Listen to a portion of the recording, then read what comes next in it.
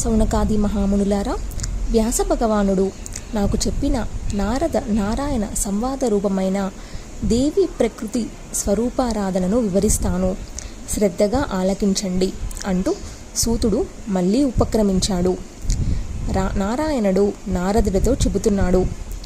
విరించితనయ, గణేశ జనని అయిన దుర్గా, రాధ, లక్ష్మి, సరస్వతి, సావిత్రి అని ప్రకృతి స్వరూపినికి 5 రూపనామధేయాలున్నాయి. నారాయణుడు ఇలా ప్రారంభించగానే నారదుడికి చాలా సందేహాలు కలిగాయి. వినయంగా అడిగాడు. నారాయణ మహర్షి, ఆదిపరాశక్తి ఆ రూపాలను ఎందుకు ధరించింది? ఎలా ధరించింది? వాటి లక్షణాలు ఏమిటి? చరిత్ర ఏమిటి? గుణగణాలు ఏమిటి? పూజా విధానాలు ఏమిటి? ఆయా అవతారాలు ఎక్కడ ధరించింది?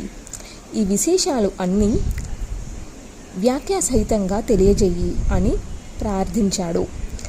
నారాయణ మహర్షి వివరంగా తెలియజేశాడు. ప్రకృతి నిర్వచనం.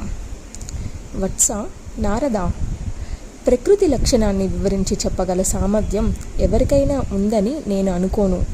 అయినా అడిగావు కనుక నేను విన్నంత, తెలుసుకున్నంత నీకు తెలియజెప్తాను, ఆలకించు. ప్రకృతి అనే పదంలో ప్ర అనేది ఉపసర్గ, ప్రకృష్టవాచకం. కృతి అనేది సృష్టివాచకం.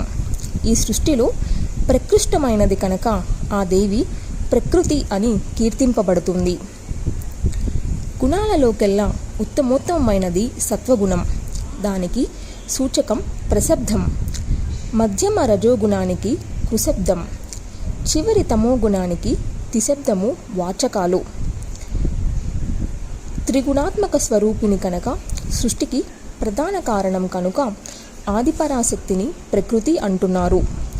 కృతి శబ్దం సృష్టివాచకం. దానికి ప్రథమ భాగంలో ఉన్నది ప్రశబ్దం. అంటే సృష్టికి ఆదిలో ఉండే దేవి కనుక ప్రకృతి అని స్తుతింపబడుతుంది.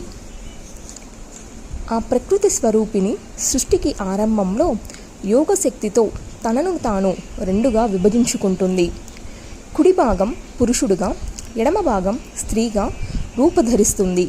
అందుకే యోగీంద్రుల దృష్టిలో స్త్రీ పురుష భేదం ఉండదు. అంతా బ్రహ్మమయమే. ఆ పరాశక్తి కేవలం బ్రహ్మస్వరూప, నిత్య, సనాతని.